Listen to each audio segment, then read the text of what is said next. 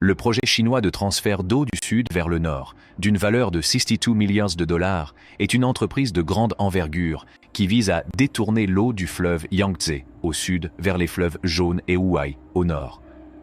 Mais pourquoi un pays disposant d'une telle abondance d'eau aurait-il besoin de la transférer d'un endroit à un autre?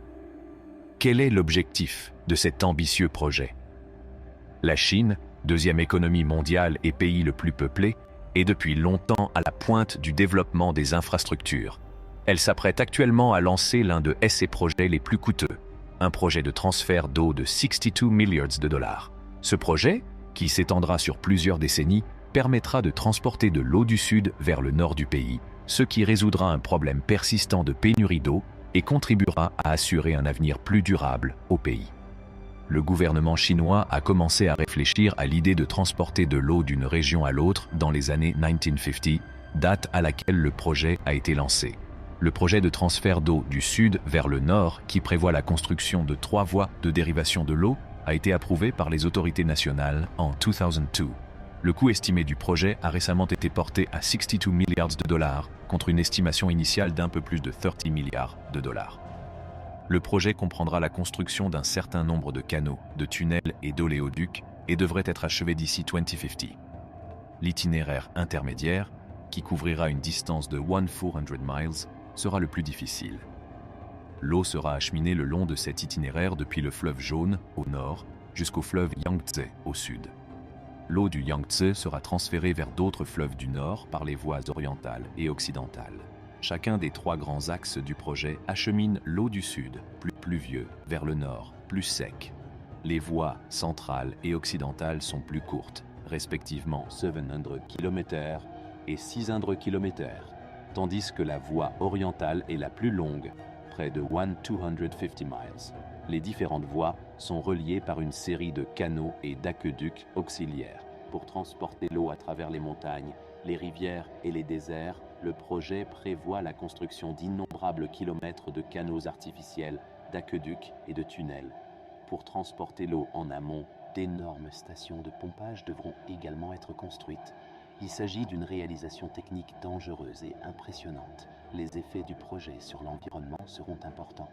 Les écosystèmes locaux seront affectés par la construction des canaux et des aqueducs, et l'apport d'eau dans des régions qui en manquaient auparavant pourrait avoir des effets négatifs à long terme sur l'environnement. En outre, on craint que le projet ne surcharge les ressources en eau du sud, ce qui entraînerait une pénurie d'eau dans cette région. Quelles sont les mesures prises pour garantir la réussite du projet? L'objectif principal du projet est d'atténuer la crise de l'eau dans le nord de la Chine, qui résulte de l'exploitation excessive des eaux souterraines et du changement climatique.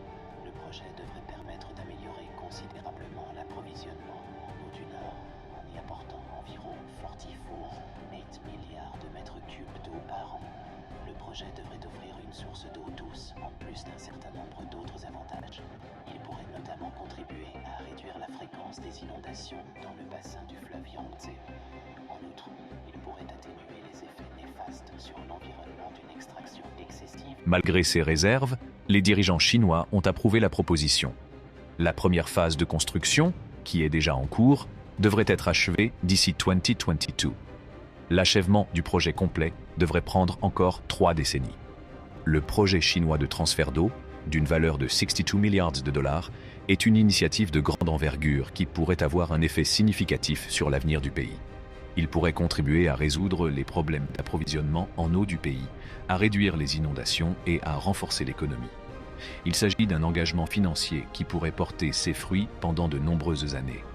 Pour répondre à ces besoins en eau, la Chine doit achever le projet. Le pays le plus peuplé du monde, la Chine voit la densité de sa population augmenter dans ces régions arides du Nord. Le projet apportera un approvisionnement en eau fiable à ces régions, ce qui est essentiel pour le développement de l'économie du pays. Le projet devrait être achevé d'ici 2050. Il s'agit d'un projet de grande envergure qui aura un impact négatif et positif important sur l'environnement. En tentant de transporter de l'eau sur de si grandes distances, la Chine prend un risque, et il sera intéressant d'observer si elle réussit. Depuis des millénaires, la vallée du fleuve Jaune joue un rôle important dans l'histoire, la croissance et la culture de la Chine. Elle est souvent considérée comme le berceau de la civilisation chinoise et a abrité la première dynastie, les Xia. En raison de sa propension aux inondations qui affectent gravement les villages situés à proximité, le fleuve Jaune est également connu sous le nom de fleuve de la douleur.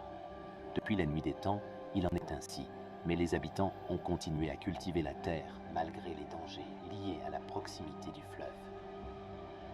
La vallée du fleuve Jaune est plus fertile et mieux adaptée au développement des cultures que la région nord-ouest du pays. Grâce à son sol riche en nutriments et à son température tempérée, elle se prête parfaitement à la culture d'une grande variété de produits. Près de la moitié de la population du pays réside dans cette région densément peuplée. La vallée abrite les villes de Pékin, Tianjin et Shanghai, qui sont considérées comme quelques-uns que les effets possibles sur l'environnement, le coût élevé de la récupération et l'insuffisance des efforts de conservation de l'eau. La capacité de la région à maintenir ses richesses et sa population face à la pénurie croissante d'eau déterminera la viabilité à long terme de CS Initiative. Le projet de transfert d'eau Sud-Nord, qui constitue une entreprise technique gigantesque, vise à acheminer l'eau du sud de la Chine vers le nord aride. Pour acheminer l'eau vers les provinces septentrionales de Shandong, Hebei, Henan et Pékin, il comprend 3 routes principales, chacune allant du fleuve Yangtze au fleuve Jaune. Le projet sera le plus grand projet de transfert d'eau au monde, déplaçant 45 milliards de mètres cubes d'eau par an, selon les estimations. En plus de fournir de l'eau potable à plus de 2 millions de personnes et d'irriguer plus de 4 millions d'hectares de cultures, il devrait contribuer à réduire la désertification dans le nord de la Chine. Malgré ces inconvénients, le projet est considéré comme une mesure nécessaire dans la lutte contre la désertification dans le nord de la Chine, visant à atténuer la désertification et à promouvoir des provinces septentrionales durables et prospères. Pourquoi la Chine agit-elle de la sorte ?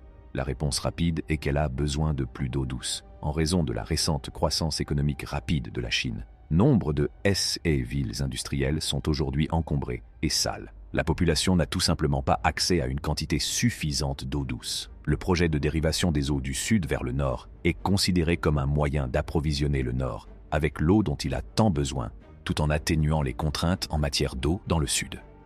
Cependant, tout le monde n'est pas convaincu du bien fondé de ce projet. Selon les écologistes, la proposition pourrait avoir de graves répercussions sur l'écosystème. Comme les canaux et les tunnels entraveront l'écoulement naturel des rivières, il pourrait y avoir des inondations dans certaines régions et des sécheresses dans d'autres. En outre, comme le projet traverse de nombreuses provinces, il pourrait avoir un impact significatif sur l'approvisionnement en eau de la Chine. Enfin, le projet est très coûteux. Il devrait coûter la somme astronomique de 62 milliards de dollars et prendre jusqu'à 10 ans pour être achevé. Reste à savoir s'il en vaudra la peine.